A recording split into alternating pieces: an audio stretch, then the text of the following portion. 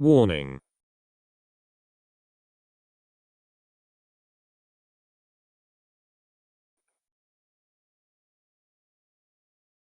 Cognitocatalytic agents. This file contains active instances of SCP-001 and other mimetic material in photographic form.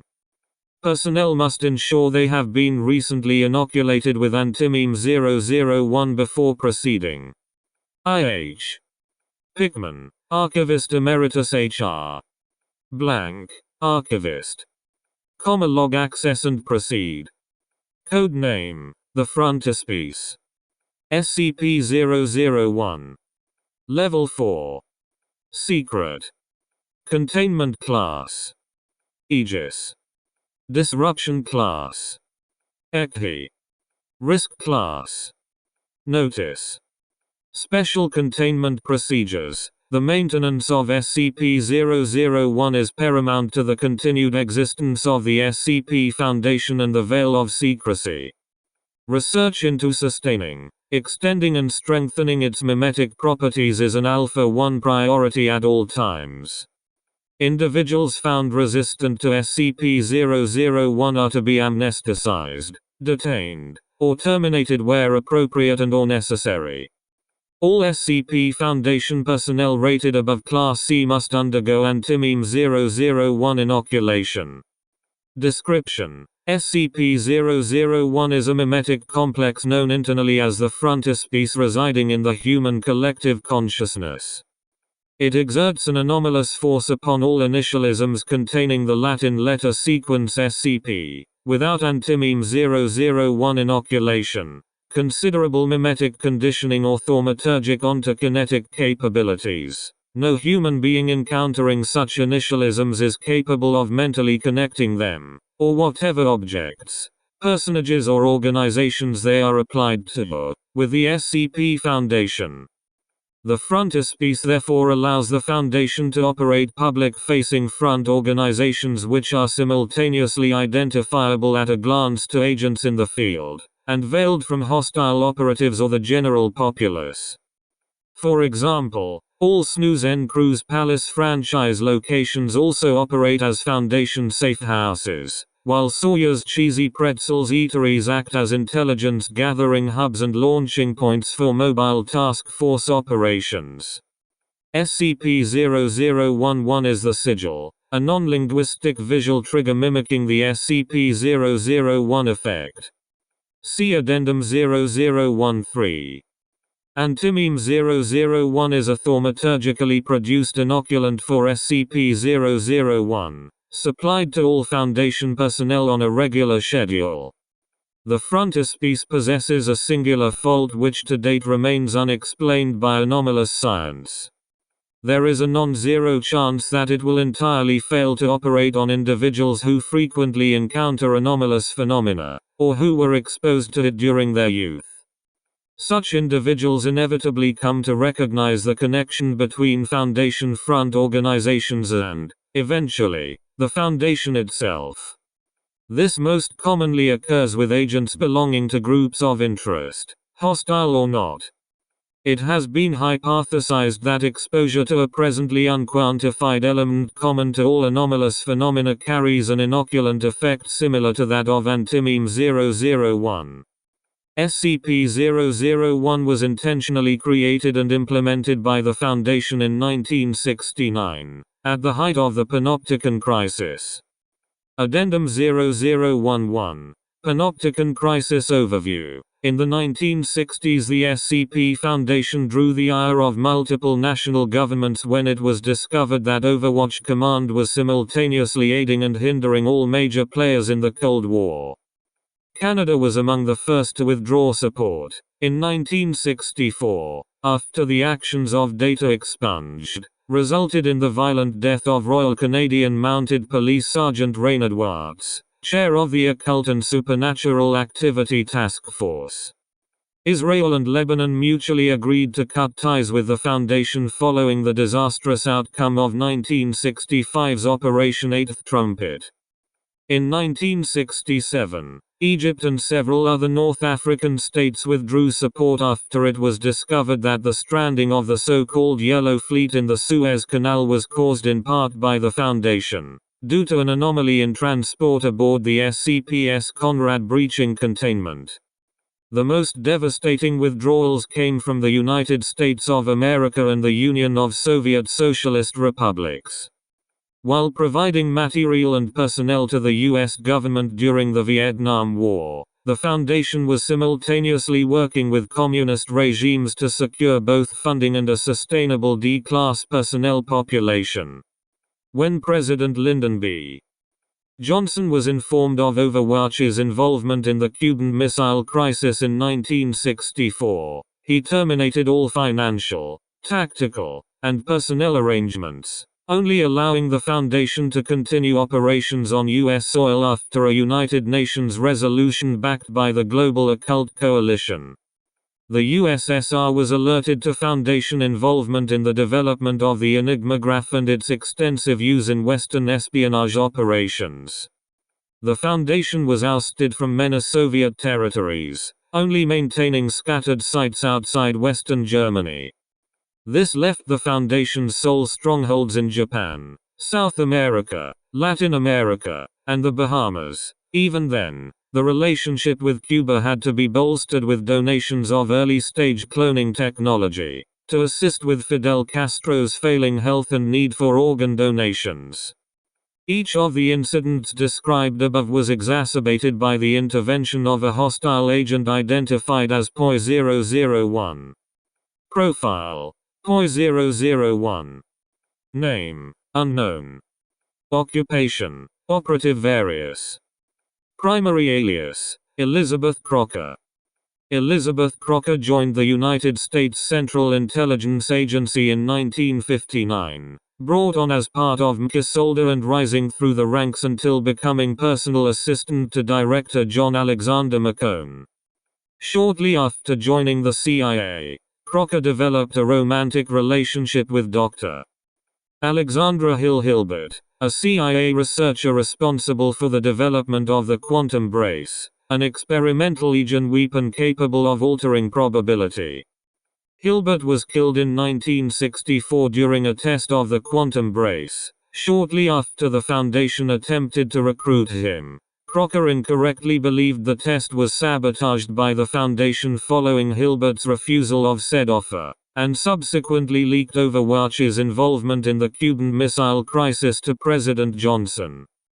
Crocker is a Class 3 Magus thaumaturge with training in cryptomancy, a branch of thaumaturgy dealing with anomalous symbology, language, and codes. Her training predates her recruitment into the CIA, though her exact date of birth, and therefore the timeline of her training, is unknown.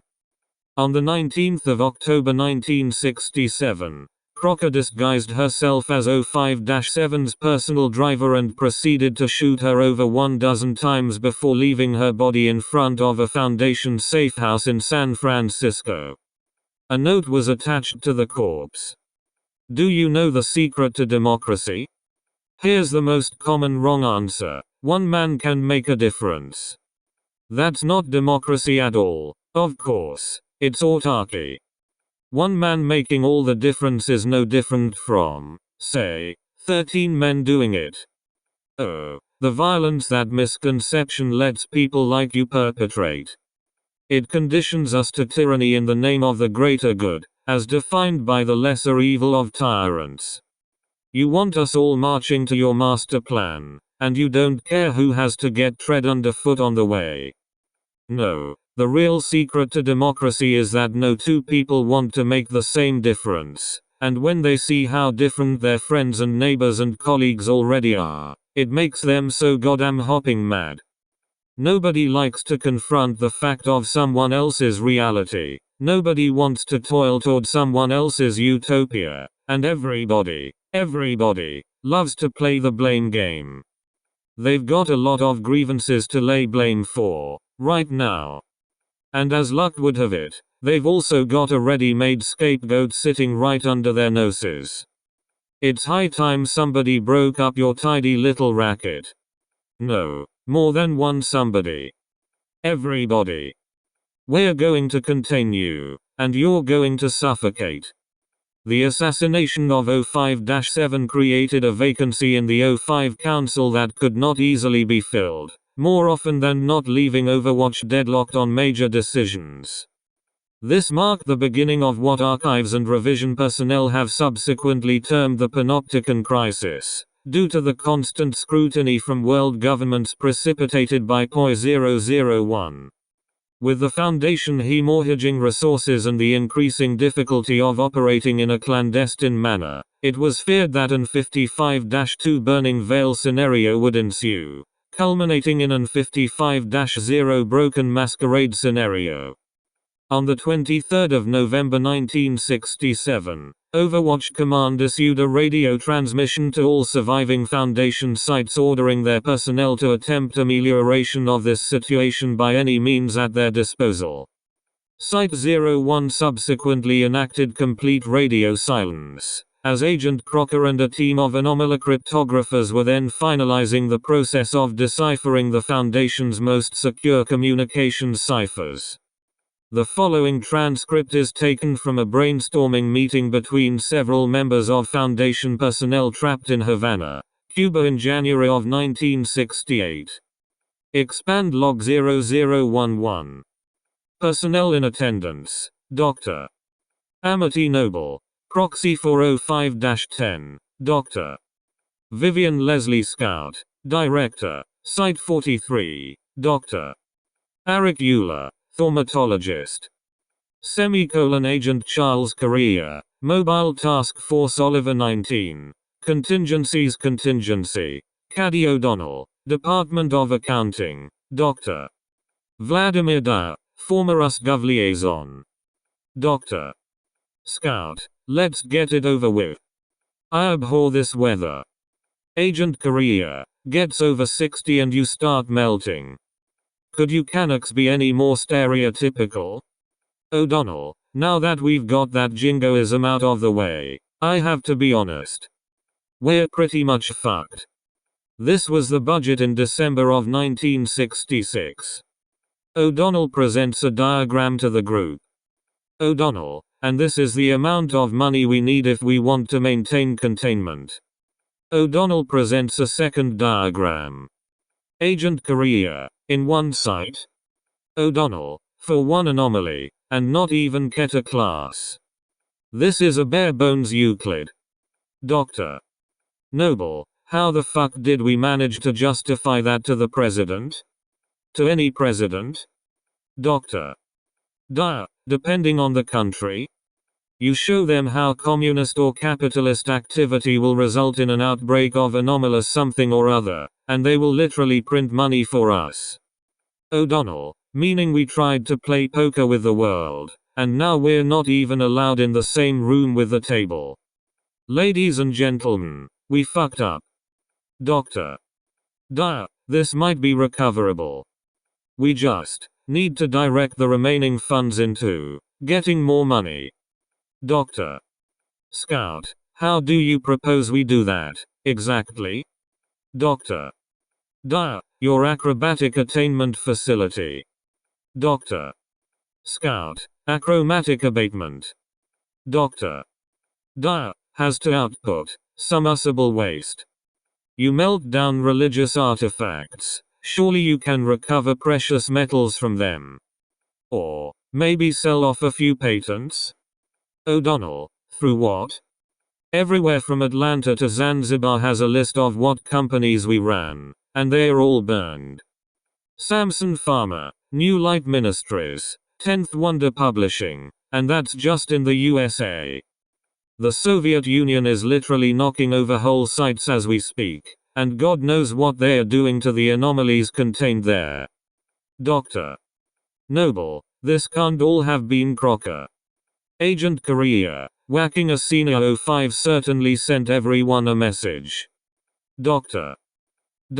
Crocker caused a lot of this, but it's like she said in her note. She got the ball rolling, and the whole world is running with it. Agent Correa, I'd just like to know what the freak in the room thinks. Dr. Scout, I beg your pardon. Agent Korea, talking about Alistair Crowley here. Doctor. Euler, I'm thinking. Silence on recording. Doctor. Euler, it would conceivably be possible to weave an illusion over our front companies. But it would have to be a massive operation, constantly maintained by a complex set of glyphs and rituals. If we had access to Aureocorcus or a similar thaumic power source, we could run it for maybe a year. 18 months, at most. O'Donnell, not good enough. We need something bigger than that. We need the world to forget that the Foundation exists, just for a moment, so we can get back on our feet. Dr. Euler, I'm a thaumatologist. Caddy, not a priest. What you're asking for is a miracle. Agent Korea, once again, Euler proves why his kind should all be shot. Dr. Euler, I beg your fucking pardon. Agent Korea, the fact that the Foundation allows anyone like you to walk outside of a cell is one of the reasons why we're in this bind. You. Doctor. Euler stands and abruptly exits the room. Doctor. Noble, now would be a good time for a break, then. Following Dr. Euler's sudden exit from the meeting room, recording equipment picked up the following conversation between Dr. Euler and Dr. Scout. Dr. Scout, Eric? Are you? Dr. Euler, get the fuck away from me, Scout. Dr. Scout, I've never seen you act like that. What? Dr. Euler, you heard the way Korea talked. Freak, anyone like you, my kind, it. Dr. Euler lets out a sob. Dr. Euler, I lost my mother to Auschwitz. My sister and father to Dachau. And that fucker thinks he can talk like that? Dr. Scout, Korea's a jackass, but I don't think he realized the implication. We're all frustrated. And if anyone's responsible for this crisis, it's me. Dr. Euler, how do you figure? Dr. Scout, you read about Watts, that Mountie who got mauled by werewolves? Dr. Euler, that was. Dr. Scout, someone at my site, trying to protect a friend. Dr. Euler, I shan't ask further. But you're saying Canada withdrew because of that? Dr. Scout, that, and the fact that Pearson's running a minority government at the whim of an anti-Foundation opposition. Dr. Euler, a right mess we're in, Vivian. Euler sniffles. Dr. Euler, I'm not going back in there with Korea. I might set his tongue on fire if I did. Dr. Scout, wait. That's it. Dr. Euler, Dr. Scout, I need to contact Canada. Dr. Euler, good luck. I don't think there's a single phone line in this country connected to the continent, and even if there is, it's going to be wiretapped to hell. Dr. Scout, there's radio. Dr. Euler, at that point, why not just fire a missile into Mount Everest and carve a message from the rubble? Silence on recording. Dr. Euler, tell me, do you have any thaumatologists in your employ at 43? The situation at Site 43 is best explained by the following report, prepared for the Canadian Prime Minister by the Royal Canadian Mounted Police. Royal Canadian Mounted Police. Occult and Supernatural Activity Task Force. On the 1st of March 1968, the Prime Minister revoked the provisional authority of the Secure, Contain, Protect Foundation to operate a subterranean research facility beneath military Camp Ipawash, known internally as Site 43. Department of Defense forces attempted to enter the site, without effect, on the 1st of July 1968. Therefore, 2 OSSET teams were dispatched. Teams McDonald and Steele entered Ipperwash Provincial Park without incident, but expected heavy resistance when attempting to enter the camp itself. Similar attempts on previous occasions had been thwarted by mythological figures belonging to the nearby Indian reserves, which typically ignore the soldiers stationed at Ipperwash. This experience was not repeated, however, though a number of supernatural beings residing in the woods, and beneath Lake Huron, observed the advancing teams. They made no effort to interfere. Team Steele's Grade 1 clairvoyant was able to read the Foundation operatives within the structure housing the site's sole service elevator. Taking advantage of a shift change, Team McDonald successfully entered and disabled the guards within. Under interrogation, these guards revealed the construction of a subterranean rail network reaching to Grand Bend, Ontario, as well as rumors of tunnels beneath the bedrock. Team Steele is presently engaged in sounding Ipperwash Park to determine the precise location of either feature. The elevator has so far resisted attempts to summon it or to breach its shaft, but with the camp under OSSET control, it is only a matter of time before the Foundation is forced to face their eviction. Sergeant Gordon Shine, Chief Superintendent, OSSET.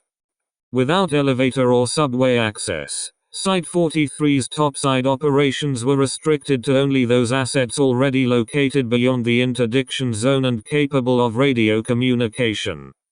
Chief of Security and Containment Martin Strauss and Site 01 liaison Dr. Edwin Falkirk briefed these agents and researchers daily. The briefing of Dr. Isaac Ockery, thaumatologist and researcher in achromatic abatement, for the 3rd of October 1968 is appended below. Expand log 0012. Dr. Falkirk, X'd on the list? Tell me it's not the witch doctor. Chief Strauss loudly clears his throat. Chief Strauss, Dr. Ockery, do we have you on the line? Silence on recording. Dr. Ockery, yes, Marty, I hear you. Good evening, Dr. Falkirk. Silence on recording. Dr. Falkirk, I'll make this short. Keep your head down, and await further instructions. Chief Strauss, we'll have Mu-43 check on you. Dr. Falkirk, bad idea, sending good men into that neighborhood. Dr. Ockery, pardon? I live in Parkdale. Dr. Falkirk, do a little voodoo on the real estate agent? Silence on recording. Chief Strauss, I'll check in tomorrow. Is Dr. Ockery, something warped one of my thaumatosemiotic wards last night. Silence on recording. Falkirk, does that have an English translation? Dr. Ockery, thaumics are vulnerable to outside interference. I've got a whole raft of mental safeguards in place, keyed to common phrases associated with hostile action. Fire. Obey. Poison. They take a while to set up, but they protect me if someone tries to reach out with ill intent. Dr. Falkirk, if your magic brain is on the fritz, maybe we should send Mu-43 in to contain you. Chief Strauss, Doctor, please, don't be so extreme. Dr.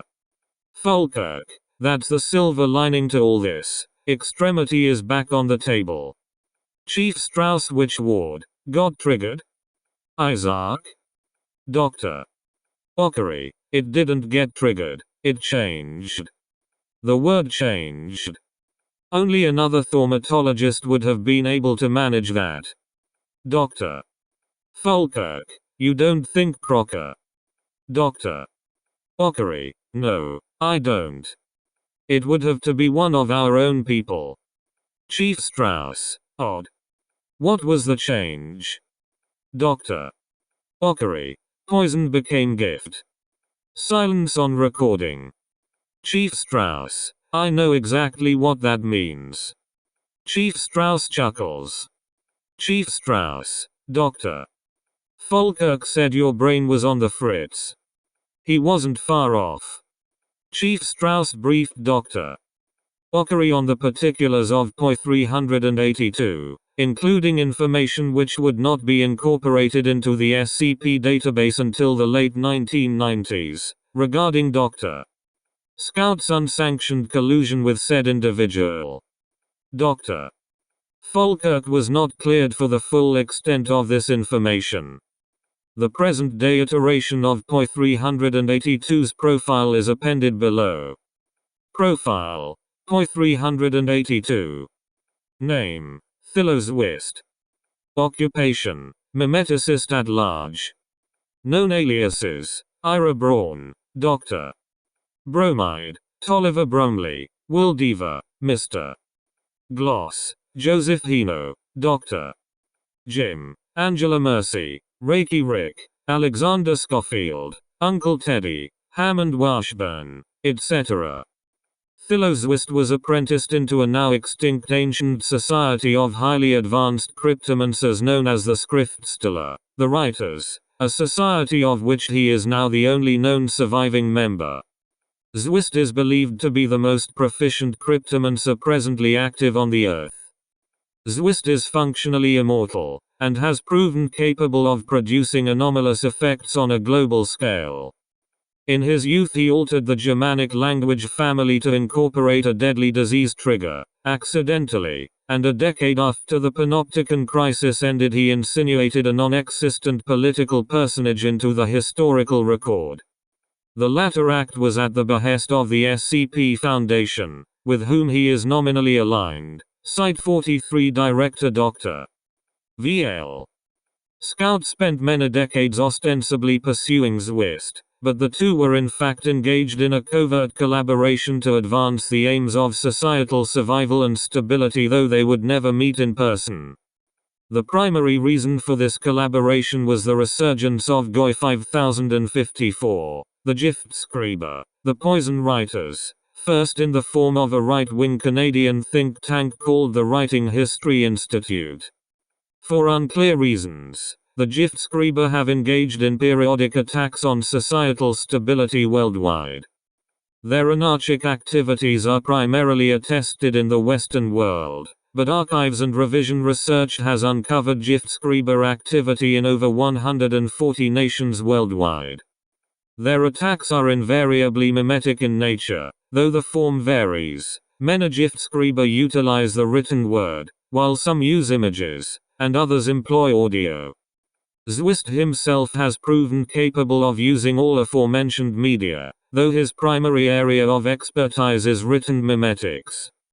His command of this skill is such that he is essentially impossible to detain, and he has gone unmolested by the Foundation since the early 1980s. Armed with the 1968 equivalent of this information, Chief Strauss advanced a theory, via a Foundation thaumatologist in Cuba, Dr. Scout had planted a reference to the Giftschreiber in Dr. Ockery's mind to suggest that POI 382 be contacted about crafting a cryptomantic solution to the Panopticon Crisis. This would later be proven correct. The thaumatologist in question had been Dr. Euler.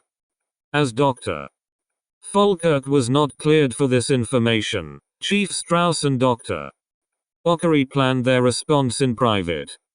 2 of Site 43's mobile task forces regularly attempted pursuit of Zwist, for training purposes only, and a raid on his last known place of business had in fact been in the late stages of planning when the DND and OSSET occupation made egress impossible.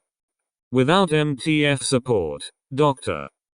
Ockery would attempt to make contact with the cryptomancer on the 3rd of December 1968. Expand log 0013. Dr. Ockery approaches a row of abandoned businesses in the Harbourfront district of Toronto. He activates his audio recording device. Sound of a door opening, and a bell ringing. Dr. Ockery, anybody home? Sound of footsteps. Zwist. I haven't seen your face before. Have you seen mine? Zwist chuckles. Zwist. Not that I'd have let you remember. Doctor. Okari. I'm not here to capture you, Doctor.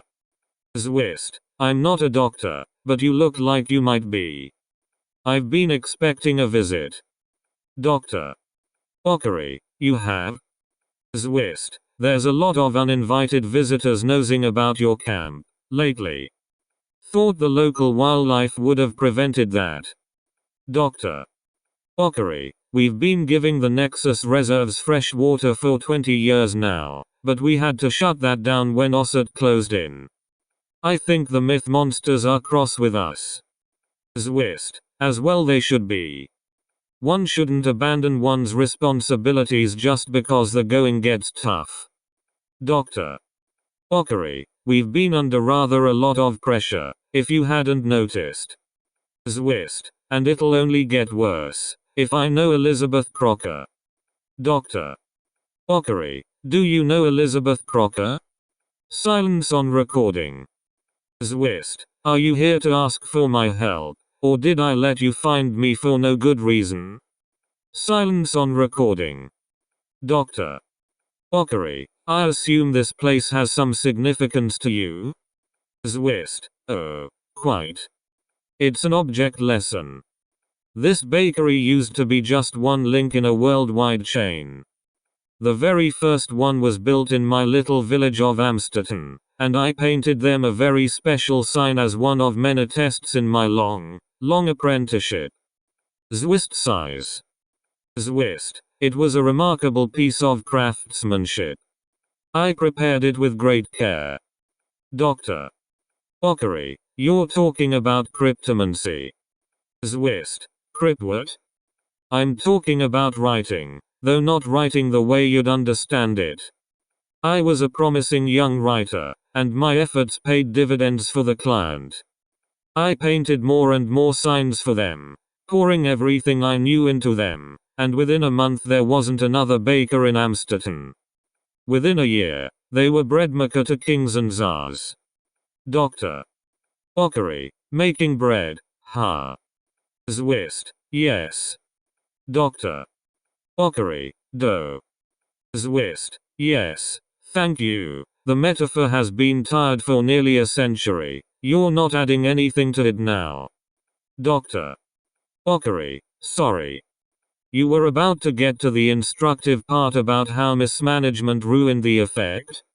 Silence on recording. Doctor. Okari. We get a lot of monologuers in my business. You learn to recognize patterns.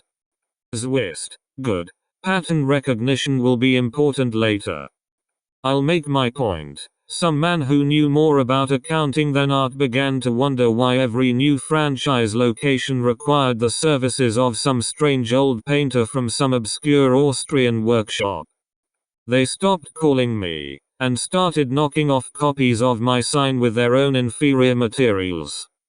Even without the inaugural magic I painted into the bricks of each bakery, the thing had a power all its own, but it was not strong enough to withstand long decades of progressive meddling in the name of improvement. The work was diffused, abstracted, abstrused, and in the end, disabled entirely. By the time they had a worldwide empire, they also had a dead duck product. Without my work to advertise their dubious virtues, they were nothing. Silence on recording. Zwist. It was never very good bread. Doctor. Okari. Solid ending. Zwist. I hear a few of the older bakeries stayed in business. Something of my writing lingers in the brickwork, and they still draw in the tourists. So I hear. Doctor. Okari. When did all this happen? You made signs in Austria, but also in Canada? Did you emigrate after the war, or? Zwist. Yes, the 30 Years' War. I made the first sign in 1637, when I was 15. Silence on recording. Doctor. Okari. Back up. That would make you 346 years old. Zwist. 345. Dr. Ockery. Why are half the people I worked with immortal? Zwist. Pardon? Dr. Ockery. Nothing. It's just nothing. Zwist. We all have our burdens to bear. Dr. Ockery. In any case, you're saying that you can use writing and thaumatology in order to Zwist. Create words of power. Or words of poison. Dr. Ockery. And you can use that to help the Foundation? Zwist. I can craft you a phrase like the one I made for the bakers. Something to distract the world at large. Make them not see you for who you are, so long as you show the sign. Dr. Ockery. You can just write the words, and people will ignore us? Zwist. Essentially. At the very least, you will be able to move about unharassed. Dr. Ockery. You'll forgive me if I'm skeptical. Zwist. I would never forgive you if you weren't. But if it's proof you want, read this. Sound of paper unfurling. Dr. Ockery. What is? Zwist. Try moving your Apple arm. Silence on recording, followed by a startled yelp from Dr. Ockery. Dr. Ockery. The hell did you do to me? Zwist. I conflated the concepts of apple and right. Dr. Ockery. Well, unconflate them. Sound of paper being handled. Dr. Ockery. Okay, so it works. But how does it work? You're using the same words the rest of us use, and you're doing something different with them. Zwist. Yes, that's called writing. Dr. Ockery. Don't be coy. Your writing is very obviously different. Zwist. Writing is writing. Smuggling concepts out of your head and into someone else's through the medium of words. A good writer can make the reader see, feel, even believe anything. Dr. Ockery. That's lovely, but most writers aren't magicians. Even the really good ones are working within established parameters. Zwist. No, they aren't. The really good ones use those parameters as a dartboard. There are underlying grammars defining the relationship of every word in every language, and when you master them, you can make them behave very strangely indeed, and to terrific effect. In the hands of a master, grammar can work even better when it's broken. I'm merely aware of a deeper layer, an underlying grammar, and applying the same principles to it. Dr. Ockery. You've lost me again. Zwist. We're both overcomplicating things, so I'll put it this way instead. Whether you're a writer or a writer, the progression is identical. You learn the system, know it inside and out, and then you subvert it. You learn the rules, then learn how to break them. Dr. Ockery. Can you explain the rules which prevent normal writing from becoming anomalous? And how to break those rules? Zwist. Yes. Dr. Ockery. When do we start? Zwist. We don't. I said I can. Under no circumstances will I do it.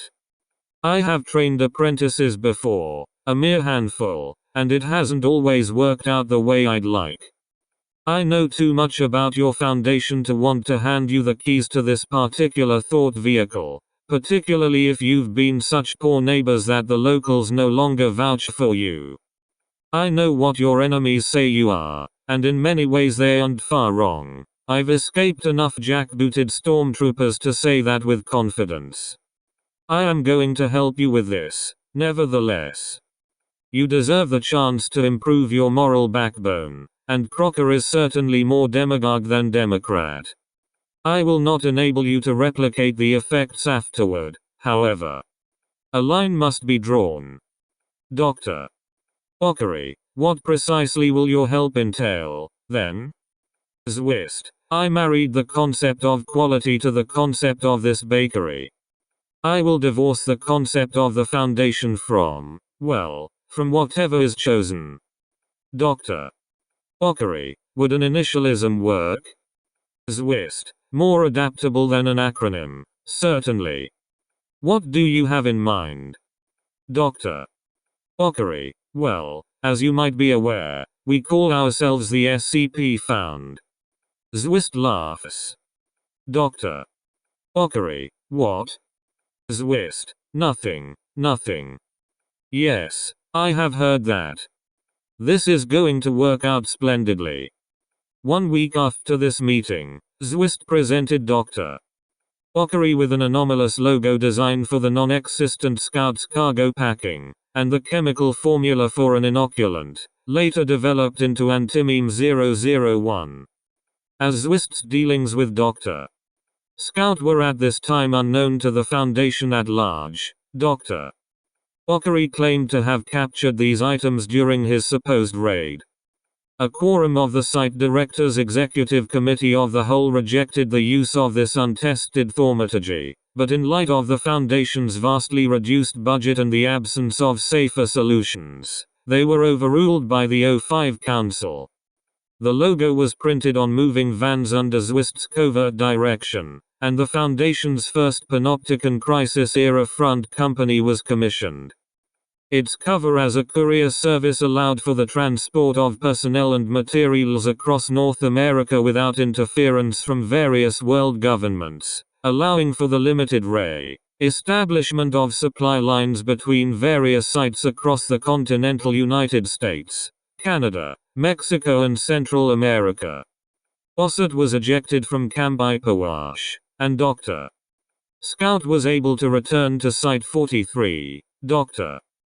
Euler became a consultant for Scout's cargo packing, as he was very eager to examine Zwist's work and attempt to decipher it. With the crisis by no means over, extending this cryptomantic umbrella over the entirety of the Foundation was designated an Alpha 1 priority. That project therefore became, by default, SCP-001. Addendum 0012. Creation of the Frontispiece. In May of 1968, a collision along Route 66 in the central United States rendered an instance of Zwist's work unusable. He had stressed to Dr. Okari that the products of his writing were dangerous if damaged, and Dr. Okari therefore personally supervised the achromatic abatement of such instances whenever accidents occurred. This particular instance and its handlers, Dr. Euler among them, were stopped at the Canadian border by enemy agents. The ensuing incident is recounted by Dr. Euler in his testimony excerpted below. Expand log 0014. Agent Kirkhope. Beginning recording. Agent Louis Kirkhope acting as interrogator in the matter of a skirmish at the Canadian border between the Foundation and an unknown faction. Dr. Euler. They're CIA, I'm telling you. Agent Kirkhope. State your name, occupation, and security clearance for the record, please. Dr. Euler. For the love of Eric Euler, approved thaumatologist. 01/4. Agent Kirkhope. You may begin your testimony at any time, Dr. Euler. It was about noon when we were going to cross over into Canada. We were told that our transport was going to get extra screening, just to make sure we weren't taking contraband into the country. It's a hazard we knew we were going to run into with the courier cover.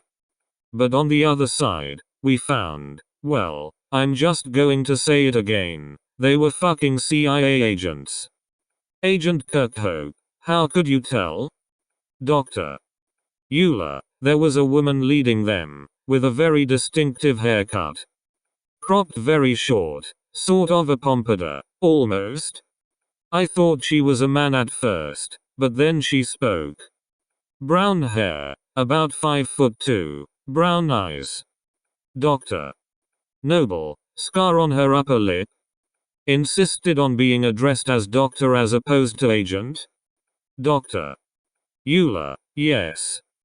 Her lip looked like it had been bitten by something. I'd recognized her from the files we were given. It was Agent Kirkhope, Elizabeth Crocker. If she has a doctorate, we've not located it. Dr. Euler, after the bags were put over our heads, we were driven somewhere remote, still over the border. I knew that much. Didn't go back over the bridge. When the bags came off, it was night, and they were preparing something. They had gotten the van that looked like ours and had rammed it into a tree, getting ready to set it on fire. They were already loading men into it to make it look like we had died in a crash. I panicked. I don't know if it was the bags, or the fire, or the way those agents marched, but it was too much for me. Silence on recording. Dr. Euler, it's lucky American anti-thermic measures are decades behind, or else I may not have gotten out. Agent Kirkhope, what did you do, exactly? Dr. Euler, I was handcuffed.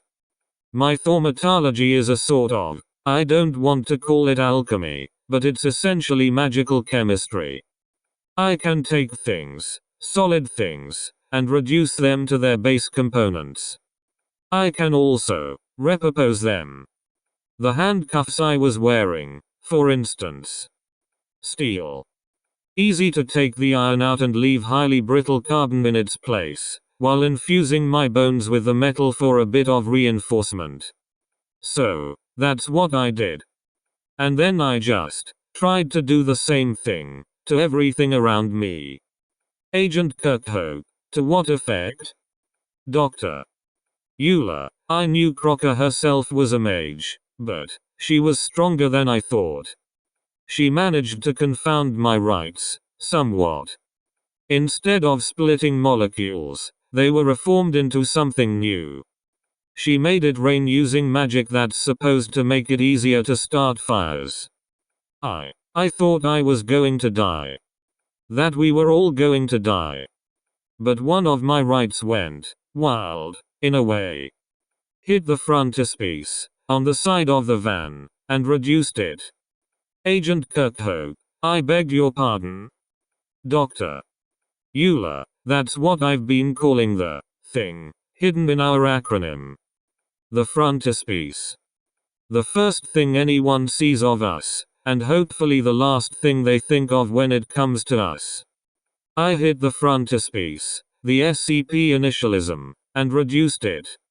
In that reduction, I saw, well, it might be better if I just showed you. Can I borrow a pen? Agent Kirkhope, one moment. Sound of scratching as Dr. Euler draws an unusual pattern on a piece of paper. Agent Kirkhope, Tatsi Tor. Tor, Shia. Nenepo S Tor. Cuffy HT Tor. Dr. Euler, don't be alarmed, you're just speaking backwards. Let me just. Further scribbling sounds. Dr. Euler, and look at that. Agent Kirkhope, what the fuck was that? It felt like it was inside my head. Dr. Euler, it was. Zwist lied, there aren't any secret grammars to his writing. There are patterns. Patterns arcane and anomalous, while simultaneously completely natural. Dr. Euler taps the paper. Dr. Euler, this was embedded in the R in the word cargo. I believe its original intent was to reverse attention. But I've adapted it to reverse speech. Agent Kirkhope, that explains how Crocker saw through it. She's a cryptomancer. Her thaumatology deals in codes and hidden patterns. She's probably at least partially immune to Zwist's work. But how did you escape? Dr. Euler, in the S in Scouts, there was a pattern. I won't draw it here, don't worry, that aided in miscommunication. I isolated it, and imposed that pattern on the eyes of every CIA agent who was there. In a way, I imitated Migdal Bavil. Agent Kirkhope, I don't follow. Dr. Euler, let me put it a bit more plainly, then.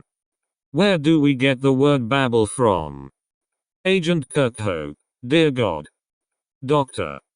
Euler. We got in their car and drove back here to 43.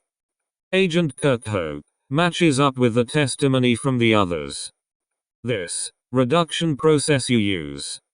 How much knowledge do you retain from it when you use it on pen and paper? Dr. Euler. They did experiments on me when I was inducted into the Foundation.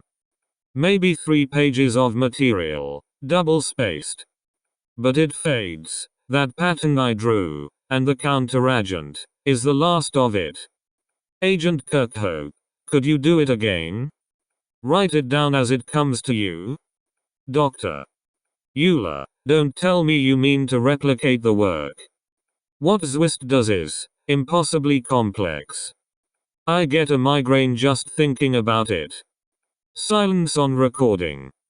Dr. Euler. But tell me, how does achromatic abatement process textual anomalies? The destruction of all non-functioning instances was halted in order to subject them to more rigorous investigation. Dr. Euler formed the Mimesis and Cryptomancy Research Group with achromatic abatement specialists Dr. Ockery and Dr. Iles Reinders. As the latter suffered from a condition which did not permit her to leave a sealed chamber at Site 43, communicating only through its single window, O5 command reassigned Dr. Euler to that facility. It was quickly determined that, contrary to Zwist's warnings, examples of his writing did not become universally fatal when damaged. Their cognitocatalytic qualities instead took on new, though admittedly mostly undesirable, attributes. Dr. Euler began breaking down each damaged instance via thaumaturgy, with the ultimate aim of producing further examples for more varied purposes. Dr. Reinders designed microscopy equipment capable of examining the decomposed cryptomancy at the atomic level, while Dr. Ockery researched remote reading and the collective unconscious in order to better understand how Zwist's powers acted so effectively on human communication. Meanwhile, what remained of the Foundation's facilities in the Soviet Union was slowly being destroyed. The GRU Psychotronics Division's inexperience with, or outright apathy toward Foundation containment methods resulted in over 70 anomalies breaching within Soviet territories during the 1960s. This culminated in June of 1968 with the Soviets raiding an isolated, abandoned biological containment site near Lake Baikal, unleashing an anomalous mutagenic virus resulting in data expunged. This is widely considered one of the most disastrous events of the Panopticon Crisis, and it resulted in Leonid Brezhnev issuing the order to surrender all remaining Foundation facilities. Threatened with overwhelming force, Overwatch reluctantly agreed. A hurried evacuation commenced. A shipping container labeled with the insignia of a former Foundation front company was discovered by operatives embedded in the port of Los Angeles on the 2nd of July, 1968, containing a badly beaten but still alive Site 03 director Abrasha Sokolsky. The following note was pinned to his necktie. Can you feel the noose yet? Unbeknownst to the Soviets, Site 120 in Zestachar, Poland remained operational. Personnel had evacuated into the extra-dimensional free port of Esterberg, accessible via a way within Site 120 10 days prior to Soviet occupation. In the process, they removed all documentation and took with them whatever anomalies were feasible to contain within a pocket dimension.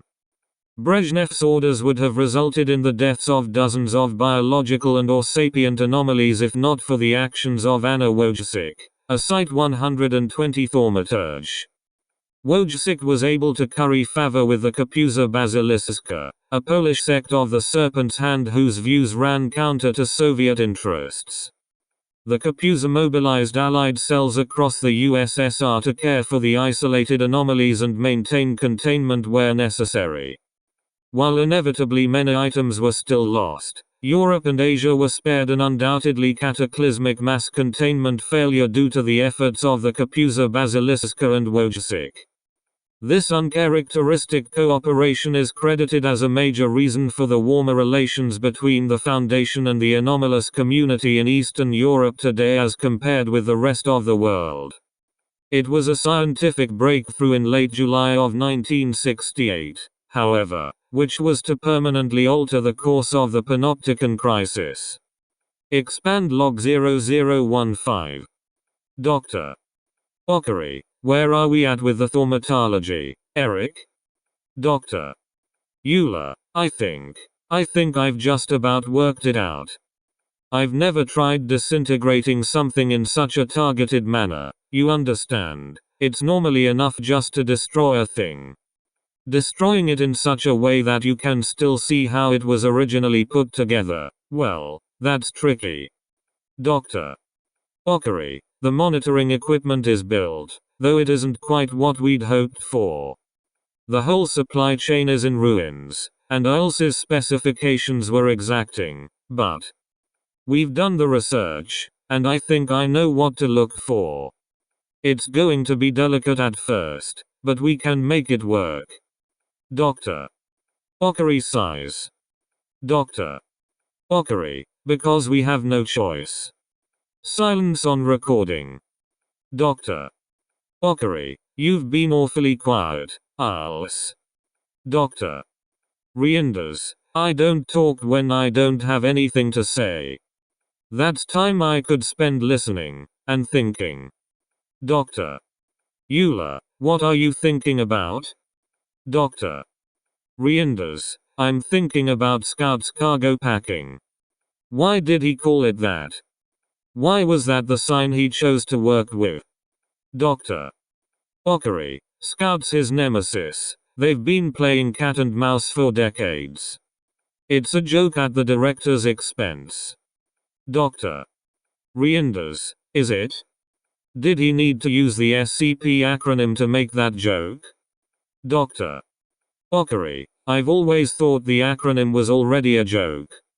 It can't really stand for secure, contain, protect. That's gibberish as a name. It doesn't stand for anything, just like Scout's cargo packing doesn't mean anything. Perfect fit. Dr. Reinders, but is that the simplest possible explanation? Dr. Euler, what could be simpler? Dr. Reinders, something in the words themselves made that specific string of characters work better for his purposes. The joke was just a blind, to make it seem like there was no deeper reasoning. Dr. Okari, Zwist is older than Canada, ILS. His mind is a labyrinth. You're not gonna get far trying to parse his underlying mental grammar. Silence on recording. Dr. Reinders, grammar. It's all about grammar, isn't it? This is a man who can infect grammar with diseases. There's obviously a scientific, or thaumatological, basis for all that, but what if there's also a grammatical one? Dr. Okari, go on. Dr. Reinders, what if he's not just exploiting unnatural number? What if he's not just employing supernatural mechanisms, but also linguistic mechanisms? What if his cryptomancy works because it's magic and because it exploits the rules of language? Dr. Reinders gasps. She pounds her forehead with the palm of one hand. Dr. Reinders, oh, potverdery. Dr. Okari, pot what? Dr. Euler, she's cursing. Mildly. Dr. Reinders, I'm right. Of course I'm right. It's so obvious. Dr. Euler, make it obvious for us, too. Dr. Reinders, the string of characters might be important, but it's the acronym he's exploiting. And oh, good lord, we can exploit it too. We're going to do incredible things, gentlemen. Dr. Okari, ILS. Dr. Reinders, SCP. For decades we've already been. How did we get that lucky? And how did I miss it? I have a degree in literary studies. I should have seen this right away. SCP. Dr. Reinders laughs. Dr. Reinders. More words in English start with those three letters than with any others. Dr. Reinders theorized that this apparent accident of grammar had aided the construction of Zwist's cryptomancy, and might allow for far more comprehensive applications once the field of study was better understood. If the Scout's cargo packing emblem did in fact rely on the SCP acronym, then the Foundation would not necessarily need to create many new fronts to alleviate its international pressure. The thaumaturgic processes functioning within the existing sign could, in theory, be transferred to another without completely understanding the means by which Zwist had set them in motion. The site director's executive committee of the whole recommended that work on this stopgap measure be matched with a parallel program of research into the actual origins of Zwist's cryptomancy. The following day, after a mass containment breach occurred at Area 97 due to poorly maintained facilities, the O5 Council again overrode their concerns. Though the practice had fallen out of favor in the post-war period, many early front organizations had already employed the SCP acronym in their titles for purposes of deniability. Site 43 itself had immediate access to two of these: Lake Huron Supply, Control and Purification, and the Simpson Center for Policy. As these fronts still had public-facing functions, however, Dr.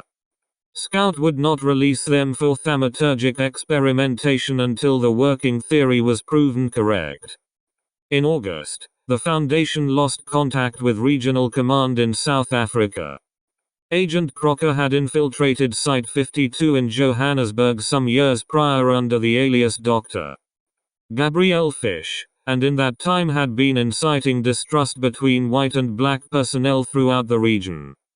This culminated in Regional Director Rupert Jansen issuing an ultimatum on the 16th of August, 1968, that all non-white Foundation personnel be removed from the country immediately, or else face execution. This was only possible due to the fact that Dr. Ange Verhoeven, the previous regional commander, had been de facto removed from her position by way of being stranded with her family in the central United States by the 1967 Radio Silence Order. Crocker's manipulations led to the loss of over 200 members Foundation personnel, along with the last site south of the Congo. The only active facility in Africa until the end of the Panopticon Crisis would be Site 27 in Tanzania, presumably overlooked due to its isolated location and the low-risk anomalies contained within. Crocker executed Jansen, then proceeded to give the Fauci administration access to anomalies they would use to attempt to silence the anti-apartheid movement gaining traction throughout the nation. Jansen's freeze-dried but thawing corpse was discovered by a routine patrol of the Site 19 interdiction zone following these developments. A note in his jacket pocket. "You're running out of continents." On the 9th of March 1968, Drs. Euler and Ockery successfully isolated a series of stable, unidentified anomalous particles in the abatement residue from a Scout's cargo packing instance. Dr. Reinders' monitoring equipment had been so precisely tuned that the research group believed they should be capable of reapplying these particles to a new logo, potentially recreating the effect with a different front organization. A meeting was held with Drs. Scout and Falkirk to develop potential candidates. Expand log 0016. Dr. Ockery: all right. First things first. Existing orgs we can hollow out while we set up more permanent ones. Dr. Reinders: if we ever have the funds to do that again, you mean? Dr. Scout: Canadian Psychological Association. Dr. Ockery: how is that SCP? Dr. Scout: Société Canadienne de Psychologie. I could name a dozen other French-Canadian groups. Dr. Falkirk: as if that matters. Got anything in English? Dr. Reinders, snap, crackle, pop. All laugh. Dr. Ockery, singing, Kellogg's Rice Krispies. Dr. Reinders, what? Dr. Ockery, TV commercial. Dr. Reinders, wouldn't know. Dr. Scout, there's the Social Credit Party in Alberta. Dr. Falkirk, good choice, they already act strangely. Dr. Ockery, the So-Creds, or Albertans. Dr. Falkirk, yes. Dr. Ockery, okay. Silence on recording. Dr. Ockery, wait, are we talking about buying these things, or seizing them? Dr. Scout, we're not buying anything anymore, Isaac. I'm afraid we're talking about seizure, while we still possess the means to seize. Dr. Ockery, Christ. Dr. Euler, well, let's be optimistic. Brainstorm a few new orgs. Dr. Falkirk, Shanghai card pullers.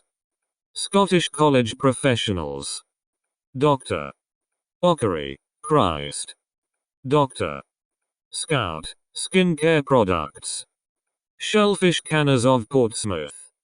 South Carolina, penguins? Shark pee, no, that doesn't work. I don't know.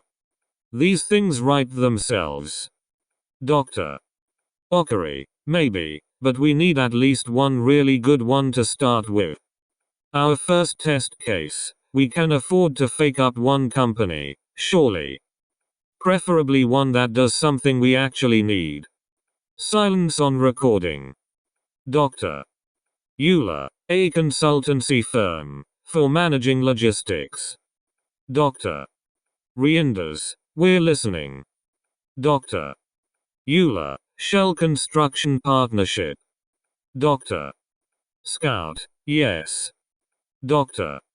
Ockery, yes. Dr. Falkirk, damn it, yes. On the 15th of September 1968, Dr. Euler broke down a fresh, undamaged instance of SCP-001 and with Dr.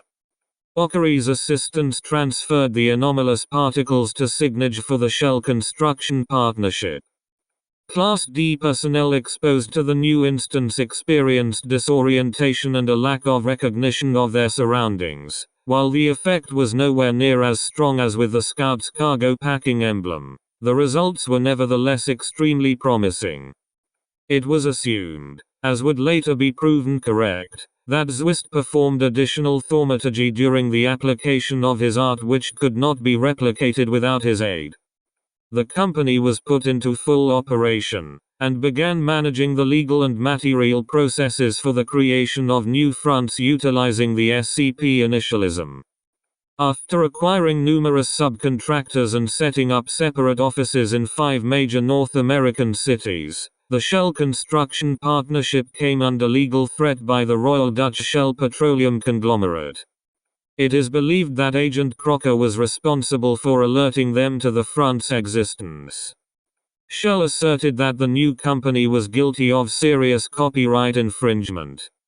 However, they proved unable to successfully execute their lawsuit due to persistent confusion, demotivation and even amnesia on the part of their legal counsel, particularly in preliminary hearings with the partnership's own counsel, the hastily empowered fictional law firm of Sloan, Corbin and Paver, providing the ultimate proof that the research group's program of study was a promising one. Dr.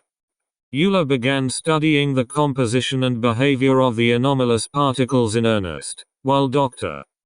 Reinders conducted research into linguistic and paralinguistic theory. Dr. Ockery was further able to occlude the activities of the Simpson Center for Policy and Lake Huron Supply, Control and Purification, but no further progress on this front was made in 1968. Zwist had determined that enemy action could not possibly be responsible for damaging the quantity of his writing. Dr. Ockery had asked him to replace. Surmising that the Foundation was now attempting to reverse engineer his work, he therefore cut off all contact. Months of intensive study followed, and on the 17th of February 1969, the research group submitted the following to the O5 Council. Expand Log 0017. Research Field Proposal. Quantum Linguophysics. Dr. Arik Euler. Dr. Isaac Ockery. Dr. Iles Reinders. Summary.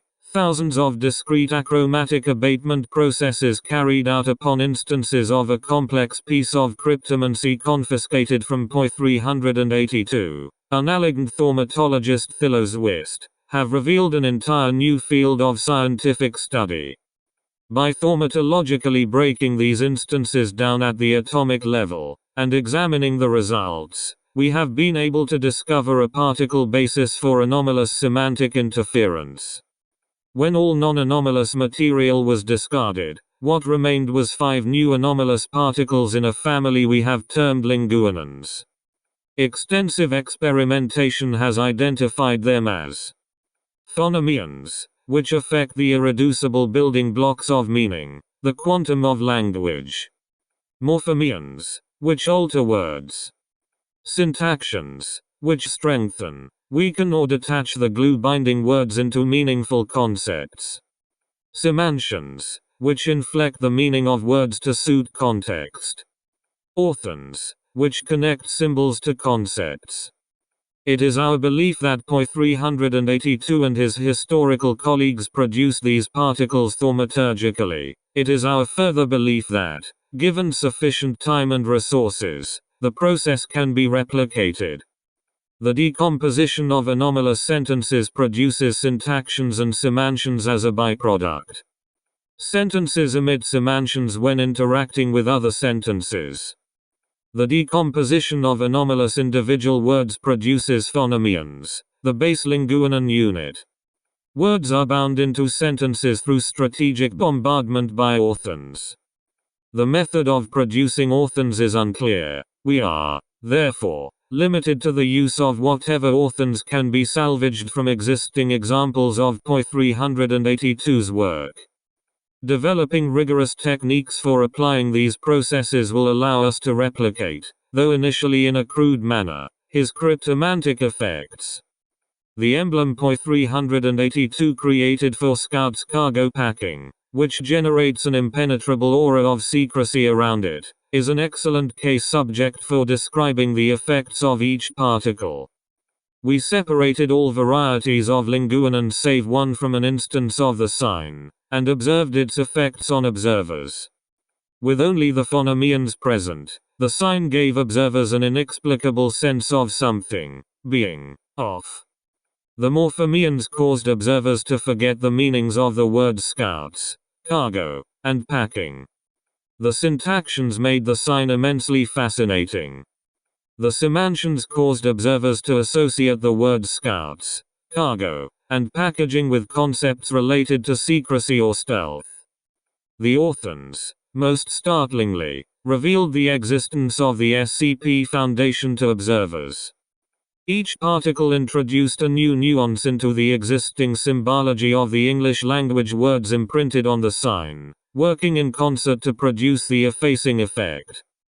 Proposal. Based on these findings, we assert the need for a comprehensive schedule of research into what we are calling quantum linguophysics.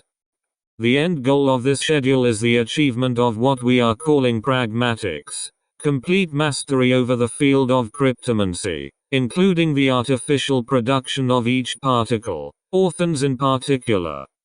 To demonstrate the attainment of that goal, we commit to the eventual production of an overarching thaumaturgic shield for all SCP Foundation activities, tentatively named the Frontispiece.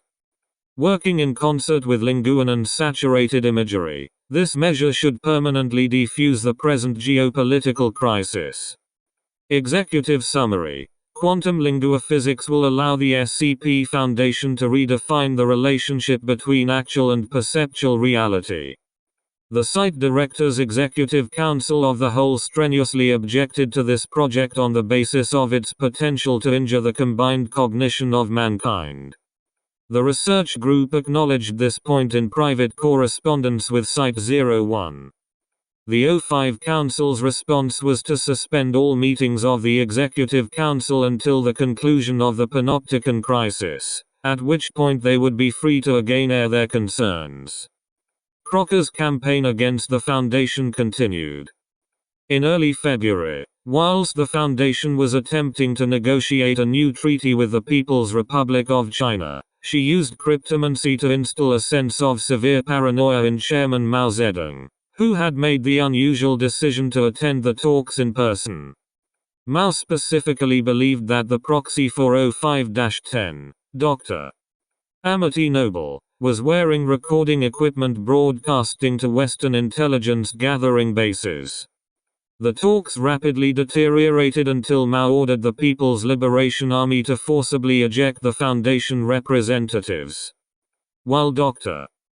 Noble was able to escape unharmed, this event left the Foundation without any foothold in China until after the end of the Cold War.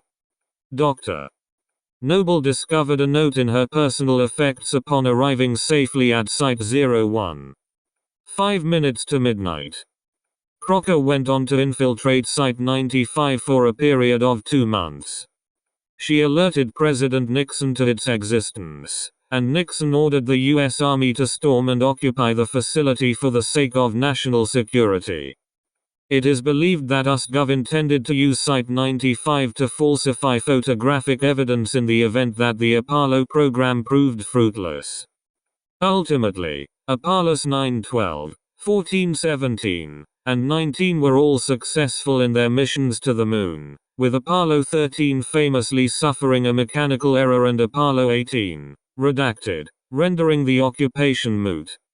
Site-95 would only be ceded back to the Foundation in November of 2001.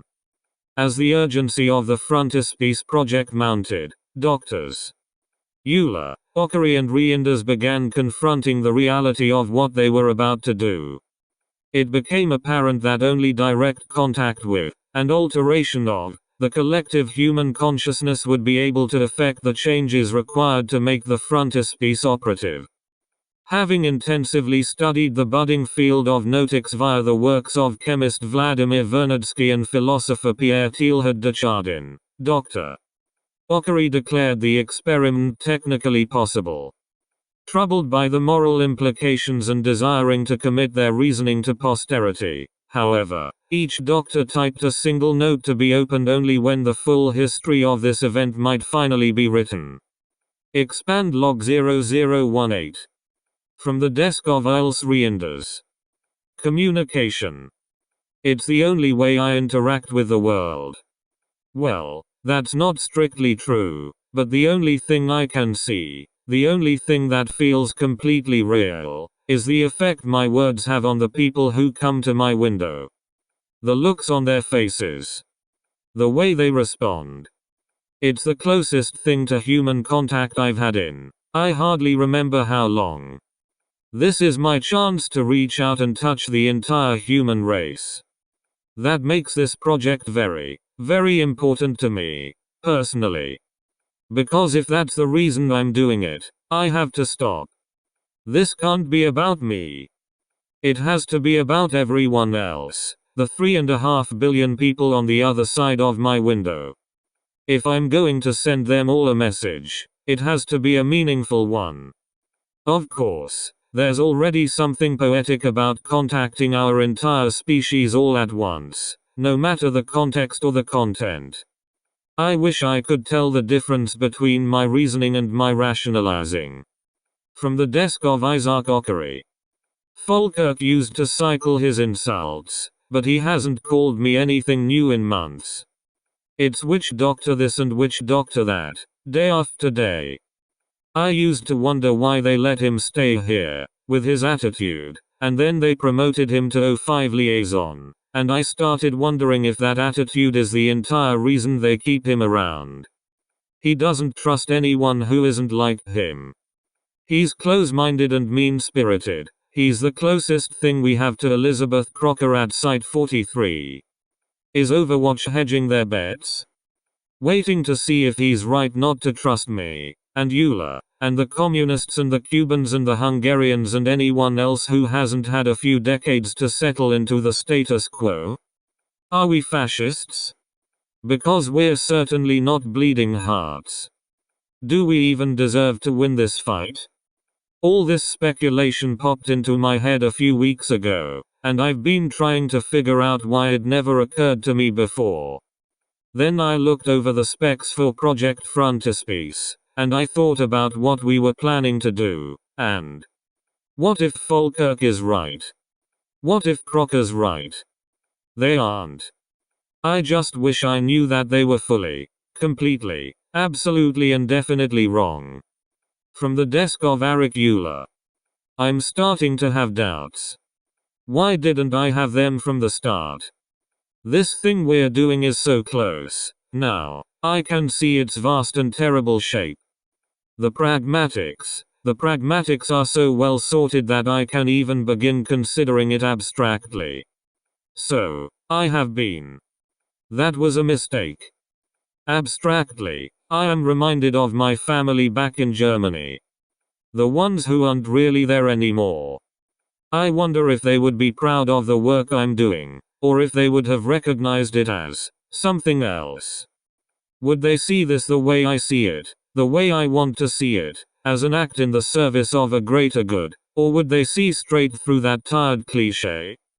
Would they see me boldly and plainly for what I am, a scientist in an isolated camp, preparing to? No.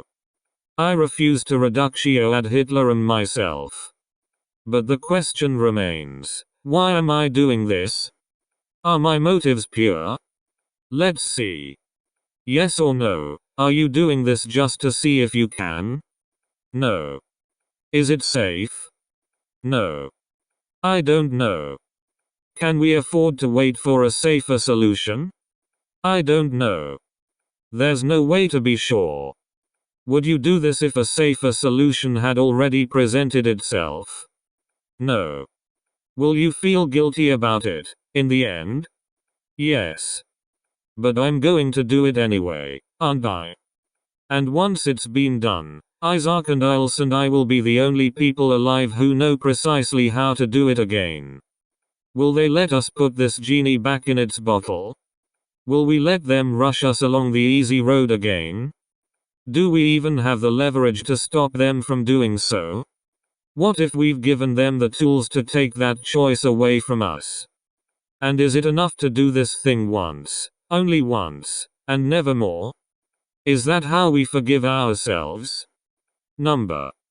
We don't forgive ourselves. We refuse to. There's no making this right. The end is justified, but the means are not. Even though there are no other means. There is only one choice, and it's the wrong one, and we have to make it anyway. Afterward, when we've ensured that there will be an afterward, each of us will be a living reminder that we need to do much, much better. The brutality of Crocker's methods continued to increase. She began killing Foundation personnel indiscriminately, using cryptomantic runes to induce targeted cardiac arrests or aneurysms. The runes would then dissipate before causing collateral damage. In May of 1969, Crocker used one of the first known instances of an auditory cryptomantic agent embedded in a recording of the Beatles' I Wanna Hold Your Hand, to kill 10 members of Foundation personnel meeting in a safe house in Edinburgh, Scotland.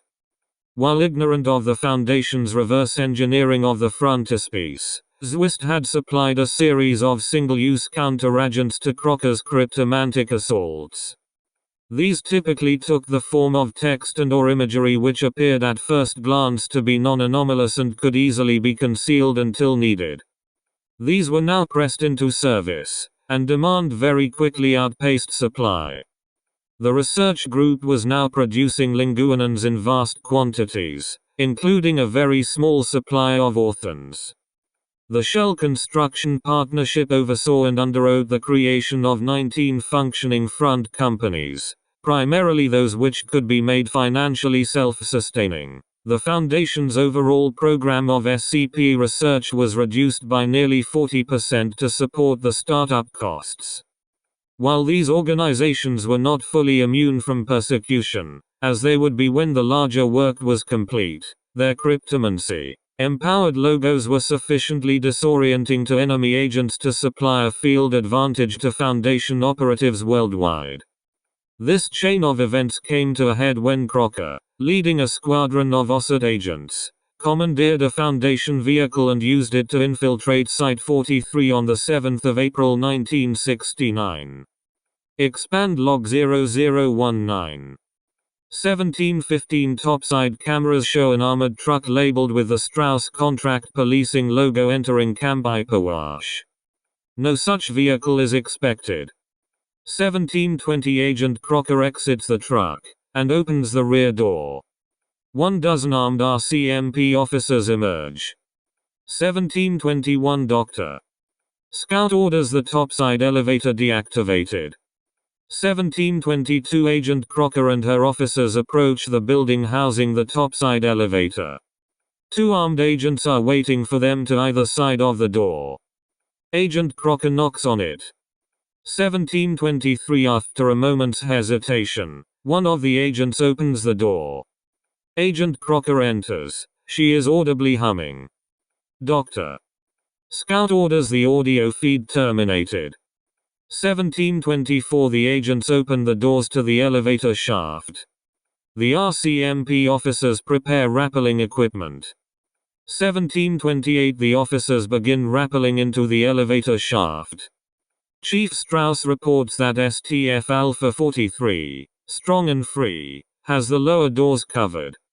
1729 Camera technicians in operations control are rendered blind through unknown means. 1730 Replacement camera technicians report that the lower exit from Achromatic Abatement Facility AAFA, leading to a series of caves beneath the site, has been breached. Chief Strauss orders STF Beta 43, backdoor men, to engage possible intruders. He receives no reply. 1732 RCMP agents and Agent Crocker have reached the elevator car sitting at the bottom of its shaft. Dr. Scout orders the elevator activated and returned topside. The elevator technician's console flashes. He turns to the nearest agent, seizes his firearm, and opens fire on Dr. Scout. Dr. Scout ducks out of sight. 1733 As a firefight ensues in operations control between hypnotized and unaffected agents, a second team of RCMP officers arrives from the Achromatic Abatement Section. MTF Alpha 43 engage them.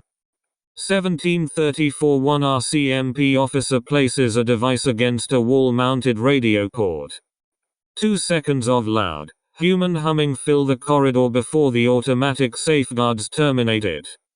MTF Alpha 43 fall unconscious to a man. 1735 The second RCMP team opens the elevator doors, and helps Agent Crocker and the first team to enter the site proper via the elevator's hatch. 1736 Hypnotized agents in operations control are neutralized. Dr. Scout remains unharmed. 1737 Agent Crocker and her officers enter operations control.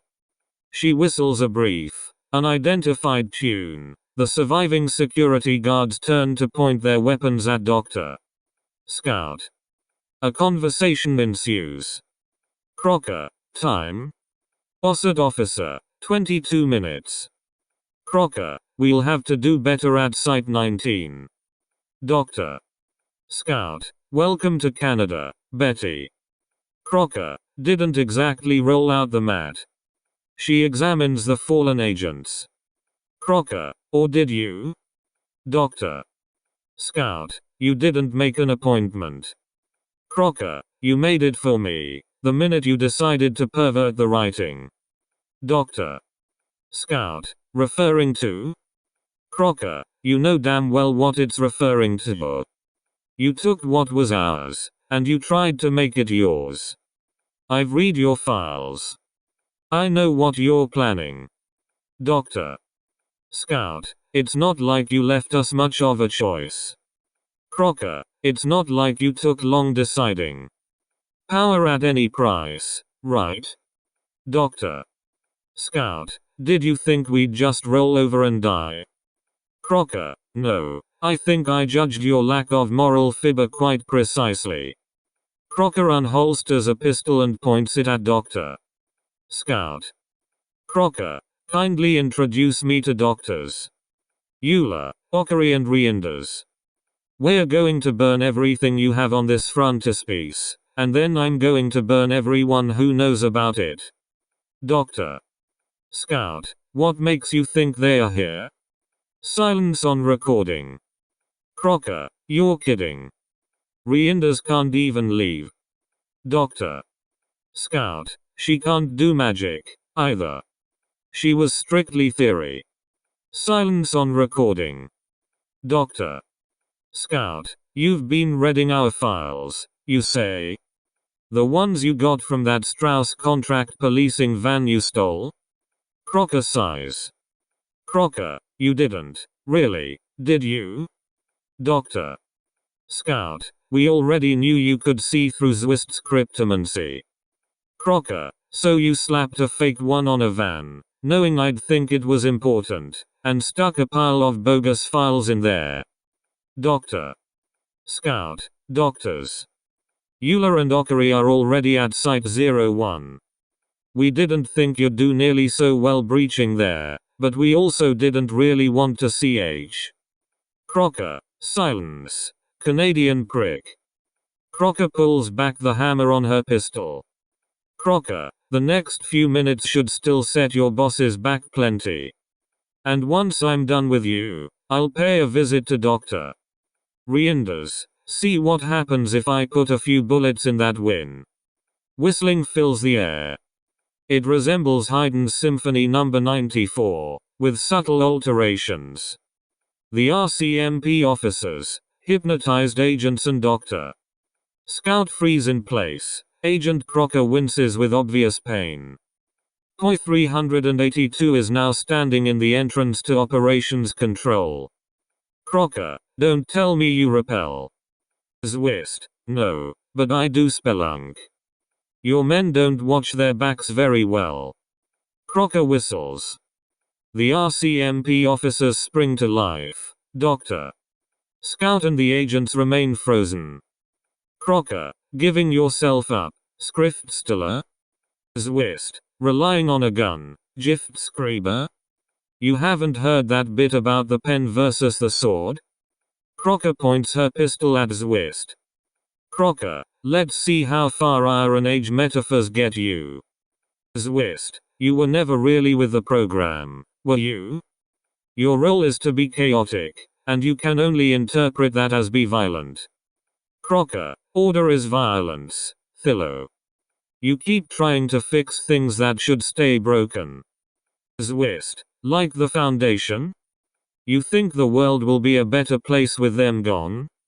Crocker. I don't care about better. It'll certainly be more interesting. Zwist. There's nothing in the world less interesting than xenophobia. Crocker laughs. Crocker. Hatred makes the world go round. It's what the people want. I'm a populist by nature. Zwist sighs. Zwist. Short-sighted. Crocker. It doesn't pay to dwell on the future, especially for you. Any last words? Zwist smiles. Zwist. Yes. Stop causing problems. Crocker drops her pistol. The RCMP agents lower their rifles momentarily, confused. As Crocker kneels to retrieve the pistol, Zwist steps back out of the room. Audio begins playing over the site intercom, a folk song of unknown origin. She ain't no Apple Betty and she's certainly no doll. She ain't no creature comfort and she ain't no fun at all. She whistles low and don't you know they fall under her spell. But gents, she ain't no agent and she's leading you to hell. Crocker. Cute. Follow me, gentlemen. Crocker heads for the door. The officers do not follow. Crocker, today. Oh, Lizzie ain't right. Lizzie ain't right. You and me got no cause to fight, now. Lizzie ain't right. Lizzie ain't right. So lay them rifles down. Crocker looks for the source of the music. Each of the officers is now regarding her curiously. First officer, who are you? Crocker stares at him. Crocker, Sergeant Elizabeth Crocker. Your comman. She missed the march to Leningrad and missed the Roman fall. But in her heart she's Wehrmacht and a Sakharine Gaul. She's every empire's ending act and every vandal's pal. So boys, you've got to ask yourselves, is that your kind of gal? Crocker, your commanding officer. The chorus begins again. Crocker locates a speaker on the ceiling, and fires into it with her pistol. The song stops. Second officer, my commanding officer is Sergeant Shine. First officer, I repeat, ma'am, who are you? Crocker carefully turns to point her pistol at the nearest officer. All 10 point their rifles at her. Crocker, you know who I am. She begins to hum. The first officer presses the muzzle of his rifle to her stomach. She stops humming. First officer, there aren't any women in Ossett. Crocker, I'm from another division. Out west. Third officer, there aren't any women in the RCMP. First officer, we need to take her topside. Radio for instructions. Crocker reaches down and presses a button on her belt radio. A sudden burst of static sends all 10 officers reeling, clutching their heads.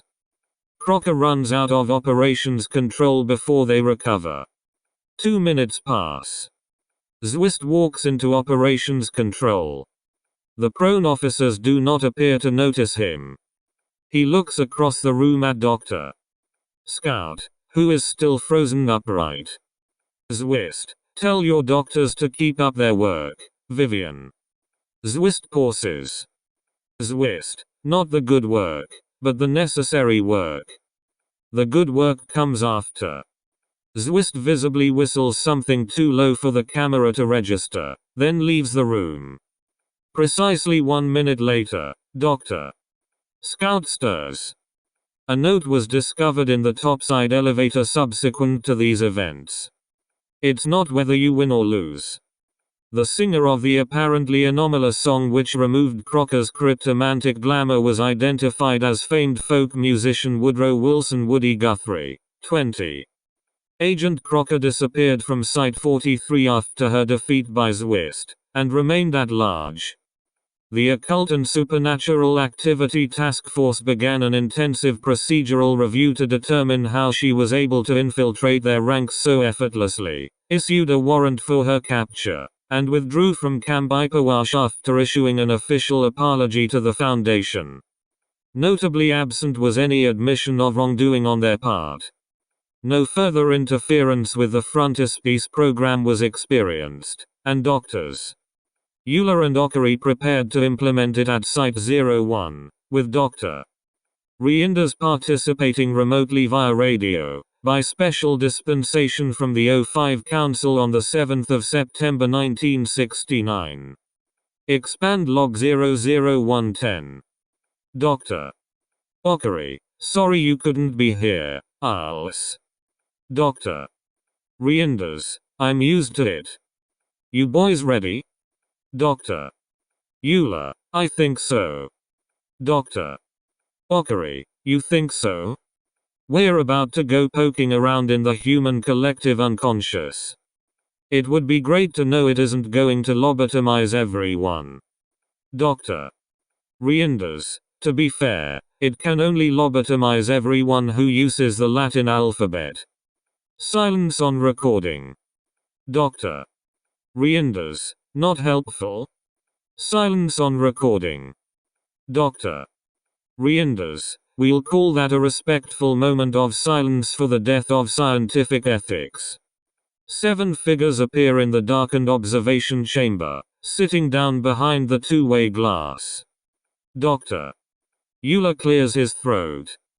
Dr. Euler, thank you for joining us. Dr. Euler gestures to the collection of covered white booths which fill the room. Dr.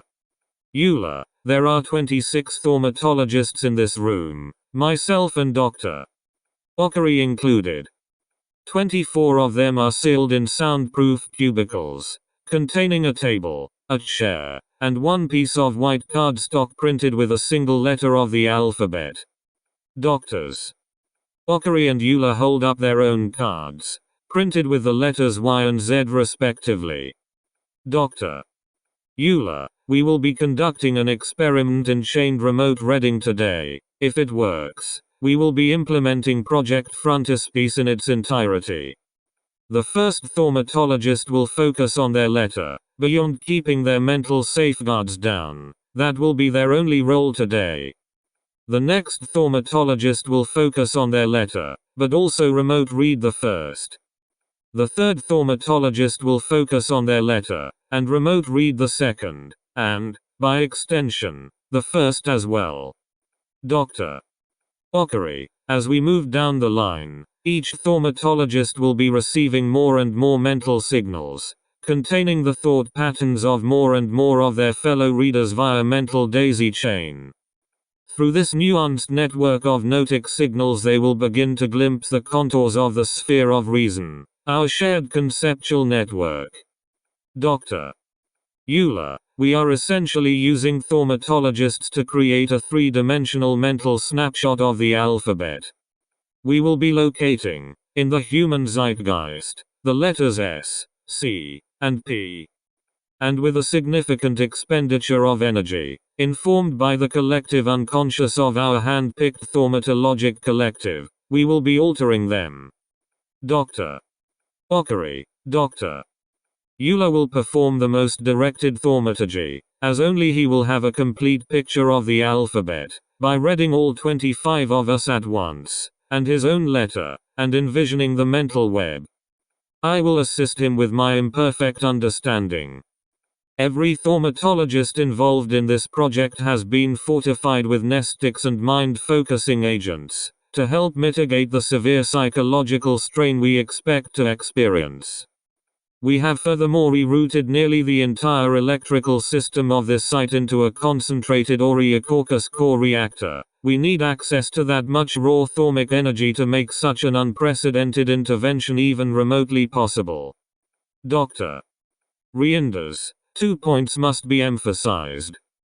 First, this experiment is only feasible because of a lucky accident, a mistake made by the cryptomancer from whom we have co-opted these powers. I do not believe it will be possible for us to replicate this effect for the other letters of the alphabet, or to attempt any other alterations on this scale. I furthermore do not believe there will ever be sufficiently convincing reason to try, as the risk of permanently damaging worldwide human cognition is far too high. Dr. Euler, we are agreed on this point. Dr. Reinders, even within the limits we have set, this experiment carries a non-zero risk of permanent knock-on effects for human thought. Dr. Ockery, this point as well. Dr. Reinders, furthermore, nearly every trained remote reader presently employed by the SCP Foundation is in this room right now, and we imagine as many as 3/4 of them could be badly injured, possibly even killed, by the strain of holding this many mental images in their minds simultaneously. We believe this to be a once-in-a-lifetime act, even by the standards of our honored guests, only justifiable as an alternative to the complete destruction of the Foundation and therefore the human race. Silence on recording. Dr. Euler, do we proceed? Silence on recording. 05-1, well. 05-4, I. 05-7, I. 05-12, I. 05-8, yes. 05-9, I. 05-11, I. 05-1, I vote aye as well. We have reached quorum. Gentlemen, good luck. Dr. Euler nods. Dr. Euler, ich drück die Daumen. Dr. Ockery, what? Dr. Reinders, fingers crossed. Dr. Euler, thumbs pressed, but the meaning is the same. Let's hope our work translates more directly. Though both doctors, Euler and Ockery, were severely drained by the process, the frontispiece was successfully applied. Within 2 weeks its obfuscatory effects could be observed worldwide, as France, which had formerly offered only limited protection, now thoroughly frustrated enemy agents and offered obvious succor to Foundation operatives. It was found that continuing to apply linguinans to each sign produced an amplified effect. The practice therefore continued, as did research into more sophisticated applications. The creation of new front organizations took place at a feverish pace. The Foundation re-established its revenue streams, and was able to fully resume normal functions in the Western world by June of 1970. By 1971, revenue had reached the point where 10 new high-cost containment sites could be built each year. Governmental relations were essentially reset during this period. Each outgoing administration carried their enemy towards the Foundation with them, and the frontispiece prevented the new arrivals from acquiring the leverage their predecessors had enjoyed. The Panopticon Crisis was essentially over. Dr.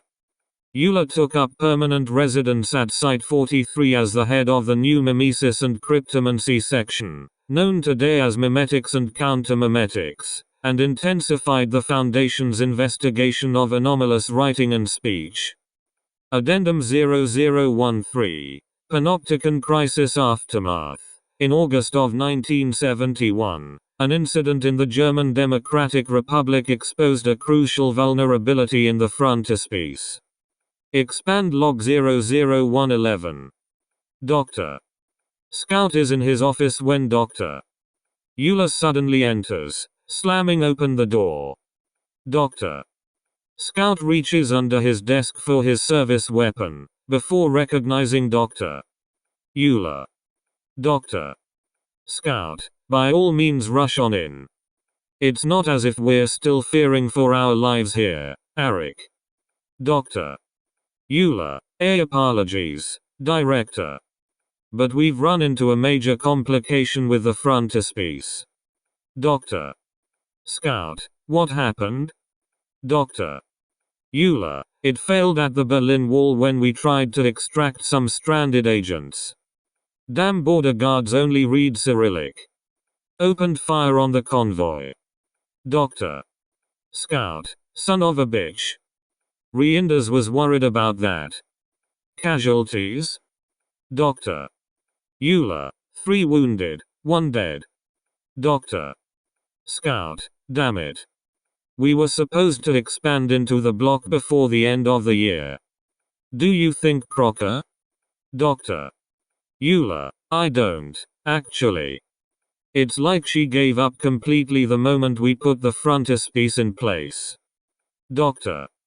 Scout, that hardly seems likely, but I suppose it's not important at the moment.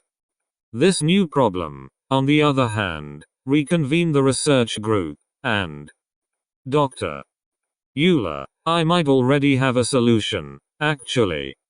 There's this artist in New York. He's rather popular back in America, for reasons I can't fathom. I figured there might be something more to it, so I reduced his work. Dr. Scout, just because you can't see the appeal in an artist doesn't mean he's exerting mind control, Eric. Dr. Euler, no, but, in his paintings and photographs, I found the same kind of alterations between phonemes and orthons that we exploited for the frontispiece. The man has the gift, in both senses of the word. Dr. Scout, you're telling me there's a Giftscriber working out of New York, as an artist? Dr. Euler, I'm not sure he even knows what he is. But it made me realize, If he can use his gift with cryptomancy to make people enjoy his work, maybe we can repurpose it? I'm on a flight to New York in the morning, acting as an interested patron. Dr. Scout, how will we be able to use art to conceal ourselves from the Russians? The Chinese? Even Japan's growing tired of us, at this point. Dr. Euler, well, we mainly conceal ourselves using logos, yes? And logos are a form of art, or so this man thinks. He parodies them, exploits iconography, and essentially tries to point out the absurdity of. Dr. Euler pauses. Dr. Euler, apparently his cryptomancy also includes inducing unprompted navel-gazing art critique. Dr. Scout, this artist sounds familiar. Do you have any of his work on you? Dr. Euler, oh, yes, right here. Dr. Euler produces an image of a soup can from his briefcase and places it on Dr. Scout's desk.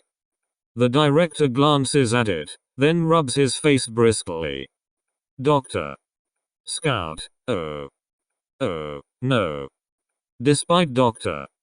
Scout's objections, Dr.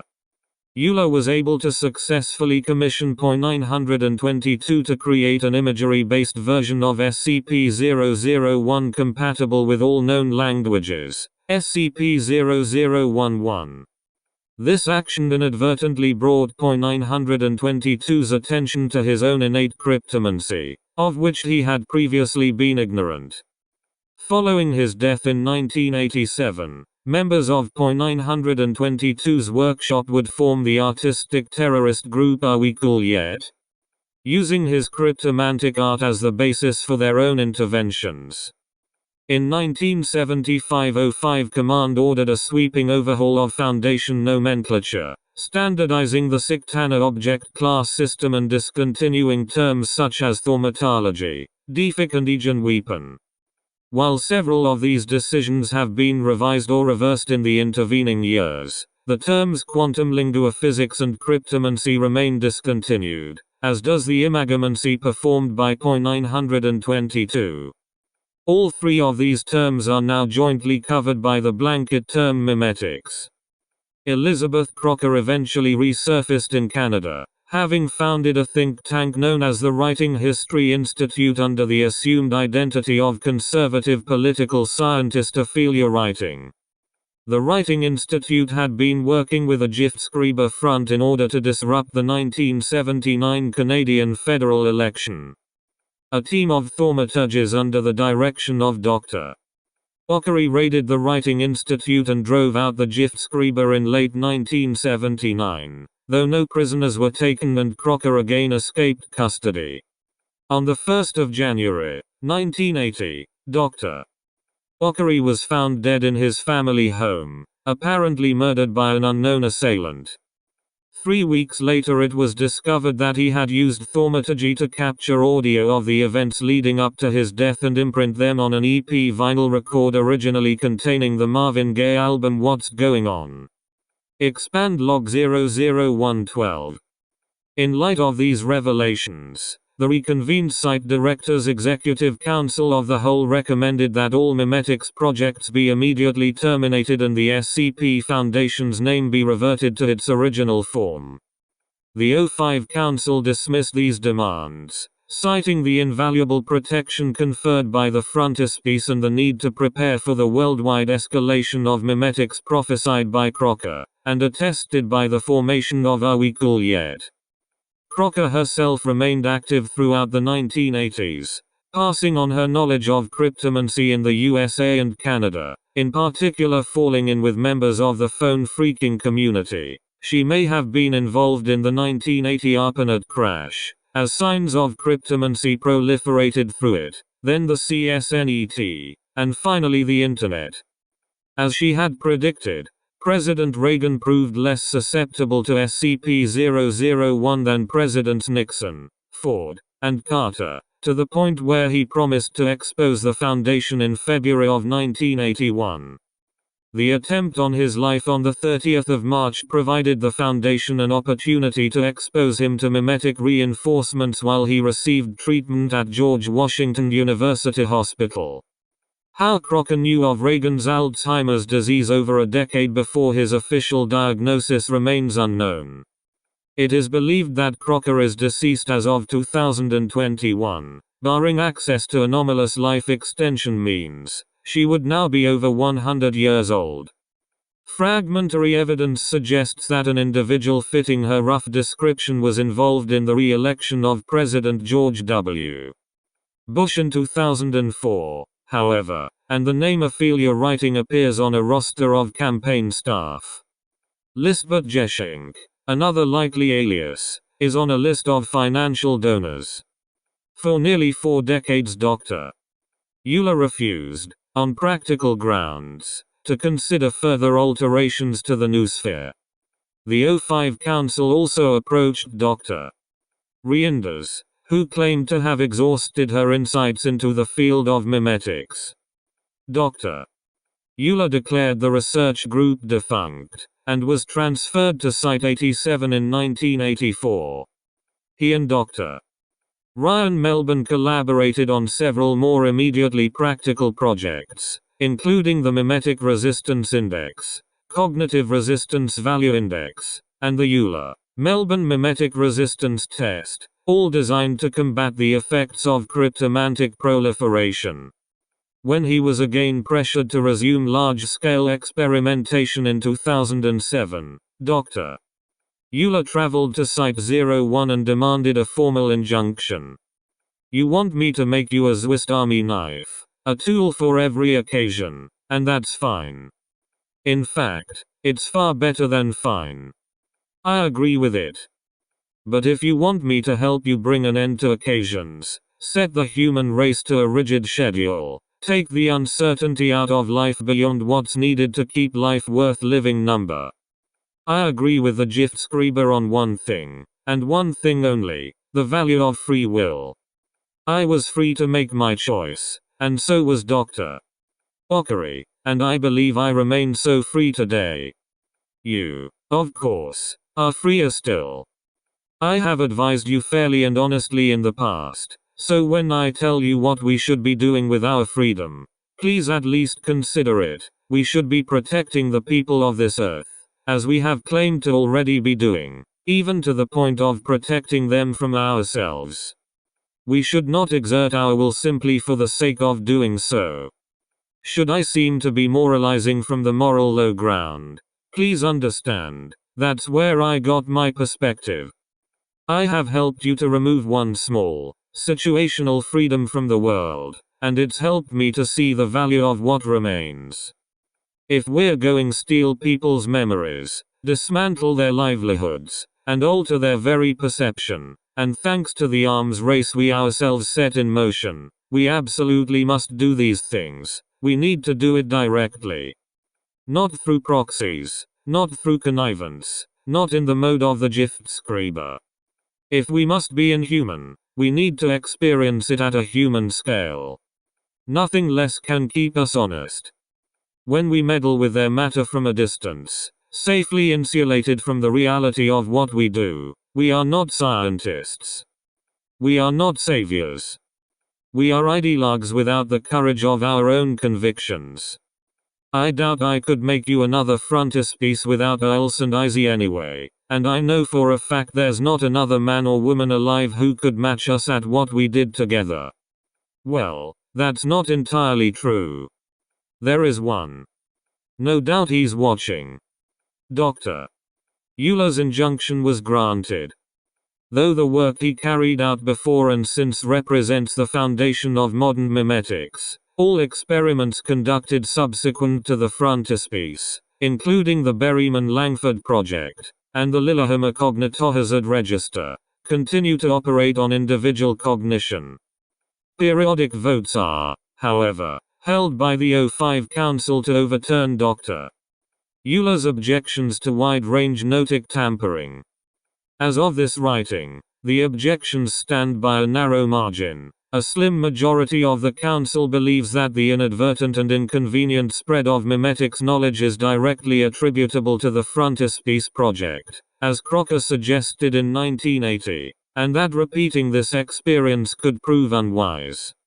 5 decades of continuous experimentation has improved the individual memetic effects of all new memetic signage, before taking into account the blanket coverage of the Frontispiece effect, though older instances are therefore less efficient. Subjecting them to achromatic recycling is now a low priority due to the relative ease of modern Linguinon production.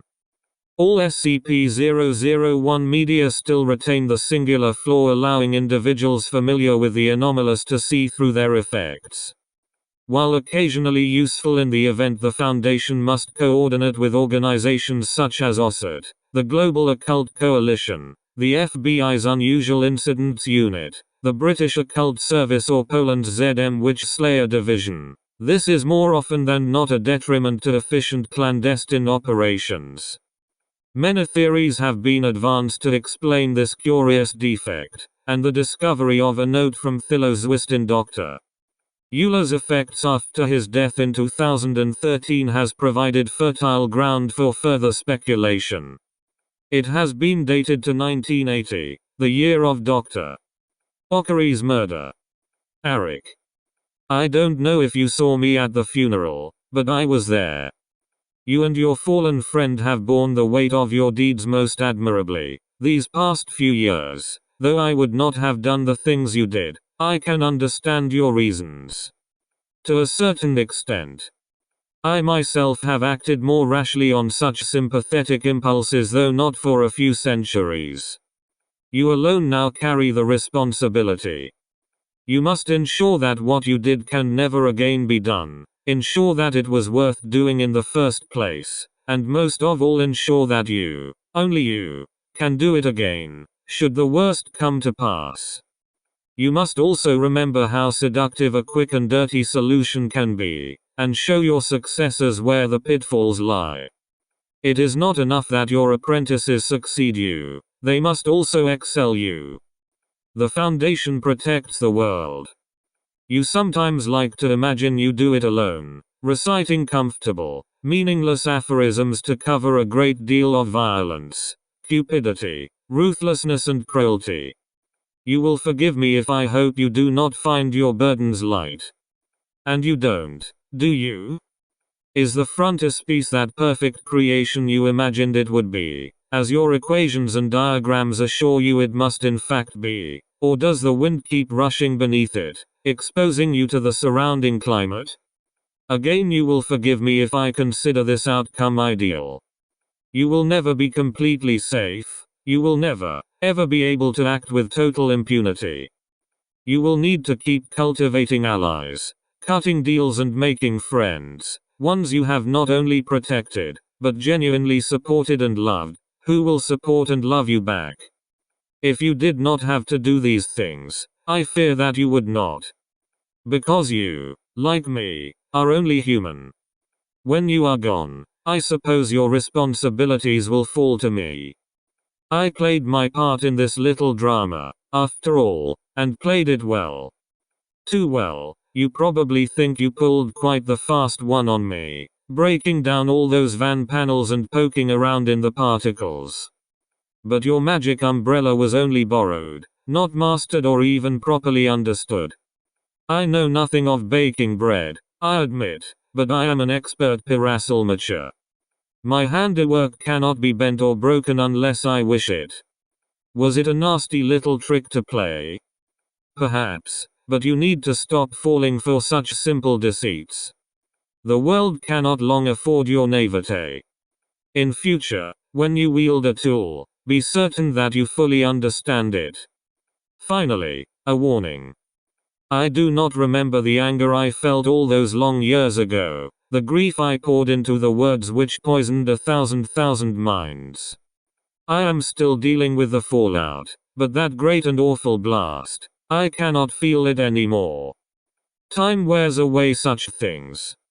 If you forget why your conscience is balked at the critical hour, Arik, if you begin to lose sight of what separated you from Elizabeth Crocker, or start to become the monsters she accused you of being, if you begin to see the world as a chessboard, and all its people pawns, and grant yourselves the right to fuel extravagant strategies with their lives.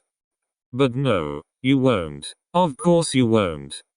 You don't need this warning at all, because your course was set the moment I baked that lovely little flaw into the writing which you stole.